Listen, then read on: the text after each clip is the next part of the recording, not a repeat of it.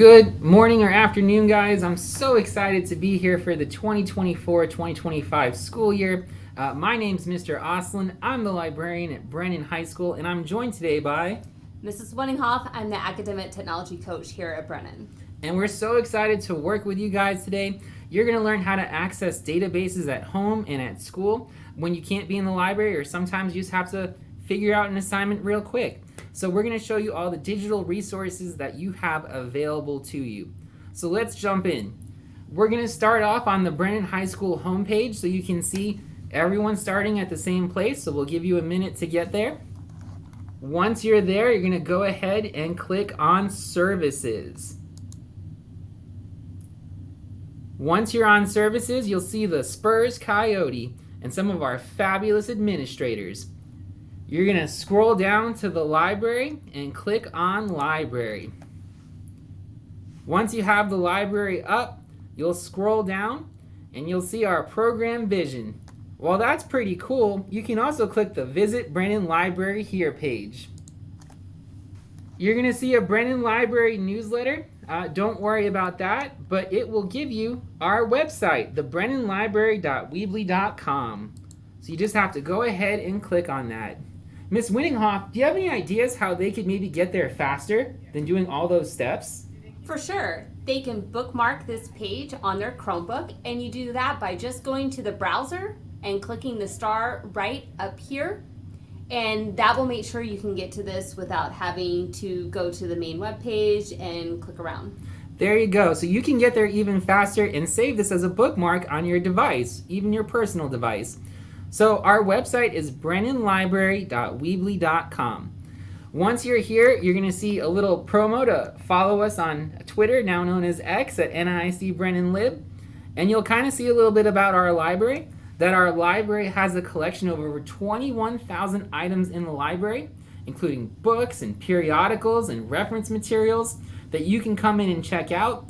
And of course, your teachers can schedule time in the library too. And you can check out up to 3 physical books in the library, which is pretty cool. But what's even cooler is that there's over 45,000 digital resources, and you can have those for over 2 weeks. And we're going to see how to do that a little bit later. All right, so we see a little bit more about the Brennan Library. We're going to go ahead and click on the second tab, Catalog and Databases. Once you're here, you're going to see an assortment of options. There's so many things to choose from. Today, we're just going to look at a few databases that we can use for our classes. The first one we're going to use, we're going to scroll down. It's called ProQuest. If you click on the image, it will take you directly to ProQuest. Now, Ms. Winninghoff, would that work to bookmark ProQuest as well? It would work to bookmark ProQuest. And you do that the same way. You just click the star in the browser bar, and you can go ahead and add it and hit done. There you go.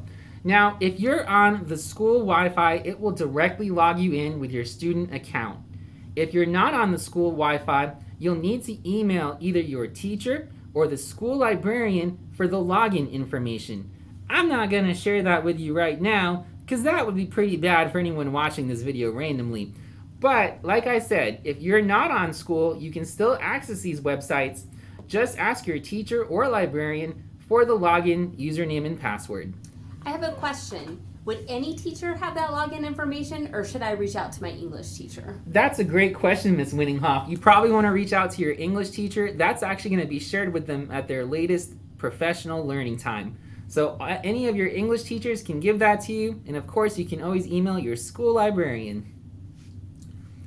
So the first database we're going to look at is called Culturegrams. This is a great website, database rather, if you need to access materials about a specific country. They have all different styles. You have the World Edition, the Kids Edition, the States Edition, and the Provinces Edition. Since you guys are in high school, we're going to ignore the Kids Edition for now, and even Canada. Would you rather check out the States Edition or the World Edition, Miss Winninghoff? I'm going to go with the World Edition. Let's check out the World. So if you're in a world geography class, what's really cool is that this map is interactive. You can actually click a specific part of the world. Which one would you like to try? Let's click on Europe. We're going to click on Europe. And then you can click on any country and see which one you want to try. Let's click on Poland. We're gonna do Poland. What's great about this website is that it gives you very short facts about Poland. It also has infographics about it that you can use for your posters, such about how much people make, the average age of people, how long they live there, and it has some really stylish things that you could use for posters even, if you were doing a project. And why might I want to use one of the databases instead of Google? That's a great question, Ms. Winninghoff. So we pay for these databases and we know that they have been vetted. So that means this information is accurate. If you use something like Wikipedia or a random.com website, I could make myself the star Spurs center player, and that's not true. So again, you want to stay away from .com or Wikipedia websites, especially when the district is already providing you these resources. If you check these databases, I don't play for the Spurs. All right, so they have some wonderful infographics. You can even play the national anthem. For example, it'll have the flag, it'll have the country data if you're doing that. And what's even cooler about this is that it will even it'll read the facts to you. Nice. So it's screen to voice or text to voice. That's That- helpful. That's correct. And then it will even translate it for you if you need it to. So for example, we can go from English to Spanish.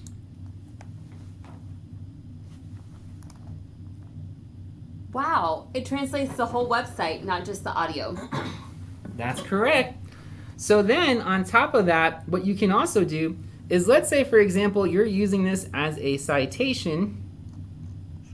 You can save this to your Google Drive. I was going to ask about that. Do you have any advice for that, Ms. Winninghoff? When they click on that window, it should pop up as their Northside self. So that should be your Northside student account.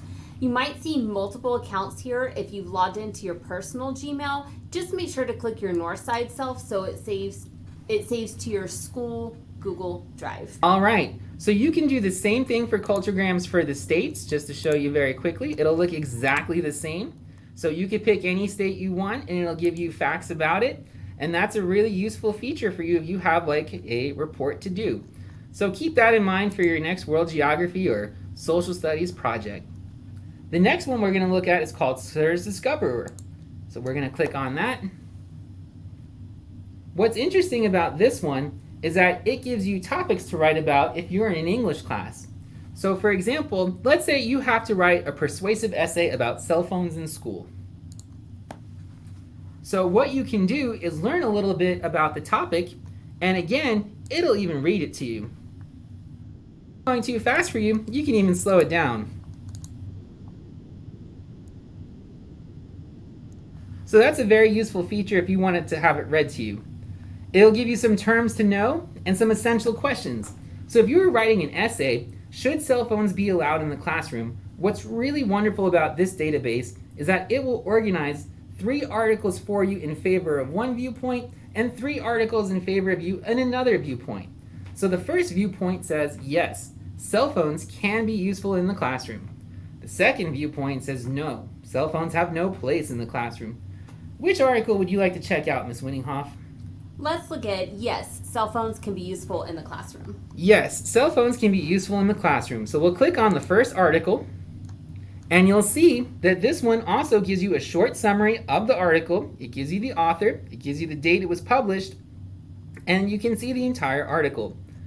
You can listen to this one as well, so that's another feature just like we've shown earlier.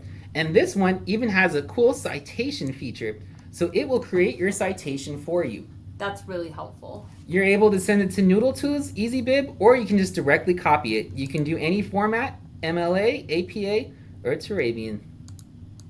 And then of course, you can also save it to your Google Drive or your OneDrive. You can also email it to yourself. So that's kind of a cool feature. And this one will also translate as well to Spanish. What we also like about it, let's go back to it. What we also like about it is that it provides critical thinking questions for you. So why shouldn't cell phones be allowed in the classroom? Why should they? If cell phones are allowed in schools, what rules should be in place about how they're used? They have political cartoons about it as well, so some resources that you could include in your essay to help you think about it.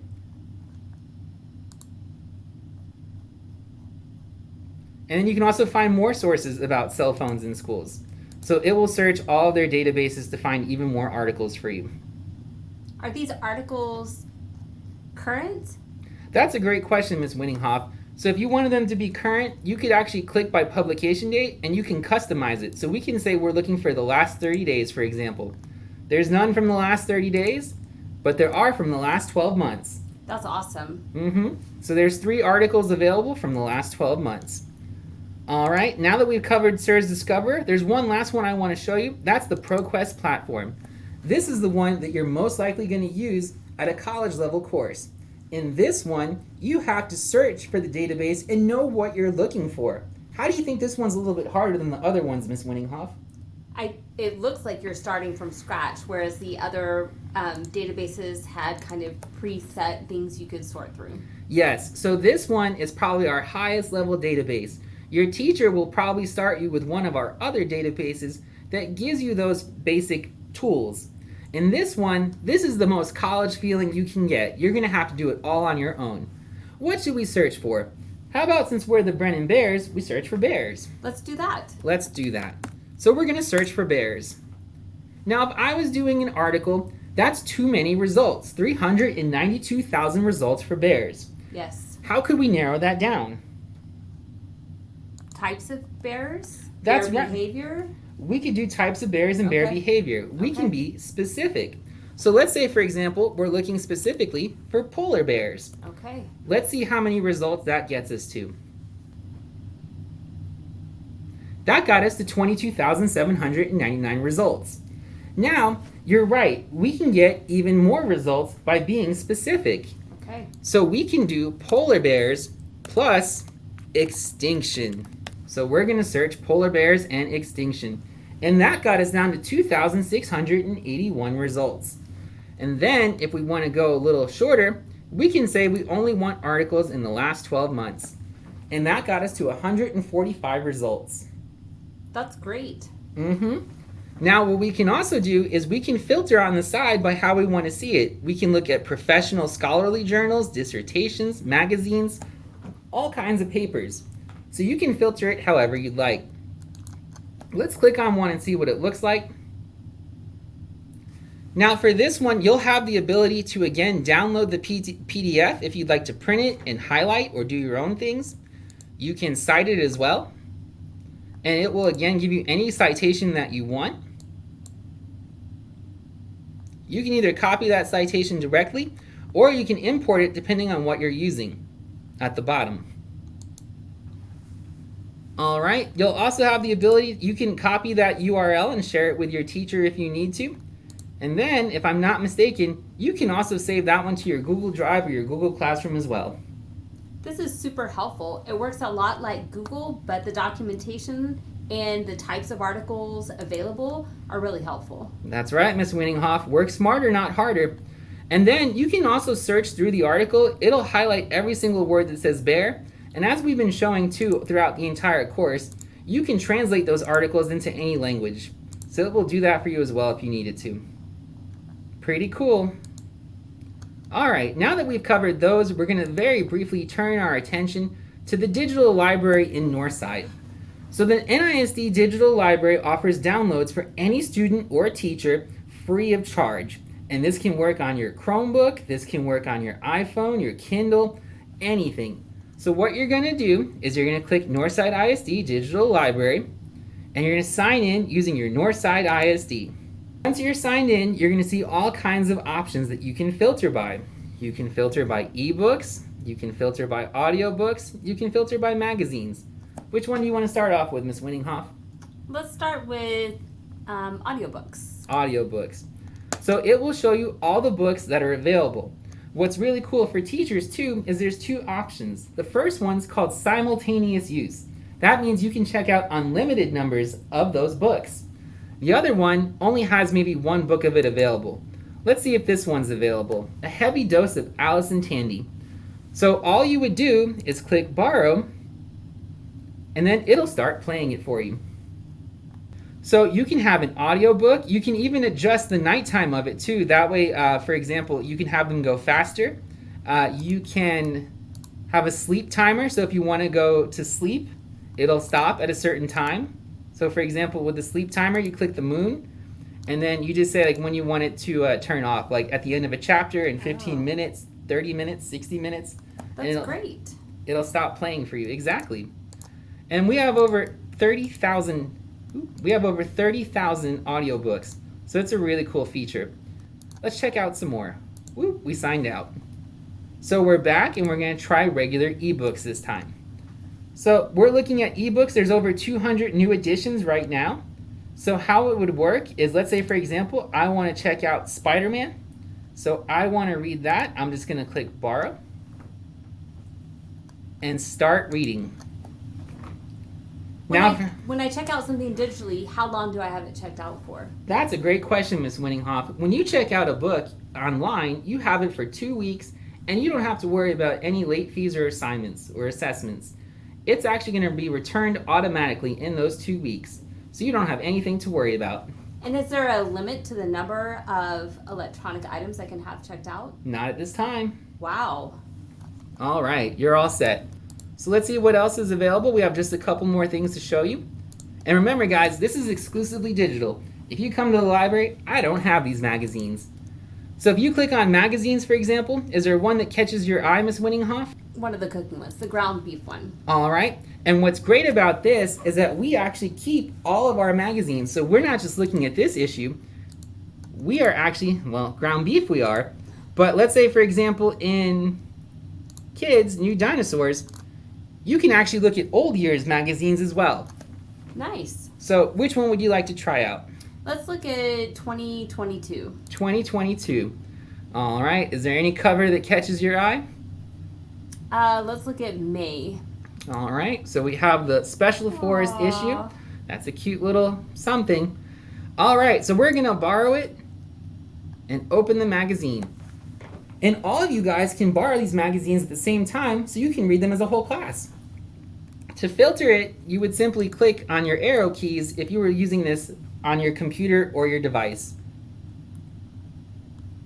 Now, you mentioned that I can access these from my cell phone or maybe my iPad. Mm-hmm. Is there an app that I will need to download? You have two options. You can either go to the soraapp.com on our website, and then you don't have to download the app, or with your parents' permission, you could download the Sora app.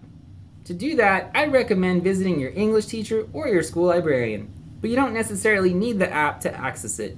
Yeah, I think I would just bookmark it. And you can flip to any page you want. And then I believe you can even alter the lighting.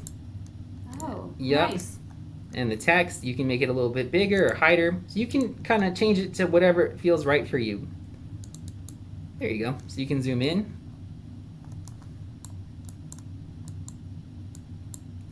So we have tons of magazines and other resources for you to check out. The digital library will really help you out in times of testing or when the library is closed, so I strongly recommend that everyone download the Sora app and use it as much as they can. It's a really great resource. Alright guys, well I believe that's it today. So just to remind you, what did we cover, Ms. Winninghoff? We talked a little bit about why we might want to start there in the database when we're researching things versus just going out to Google or other search engines that can send us to all kinds of websites that may or may not be trusted. There you go, guys. So we looked at, like we said, the digital library and ProQuest and a few other resources available to you. We thank you so much for joining us, and we really hope that you enjoyed this opportunity to learn a little bit about the digital resources available to you at the Brennan Library. If you need any help, feel free to reach out to your teacher or to your school librarian. Thanks so much. Join us next year.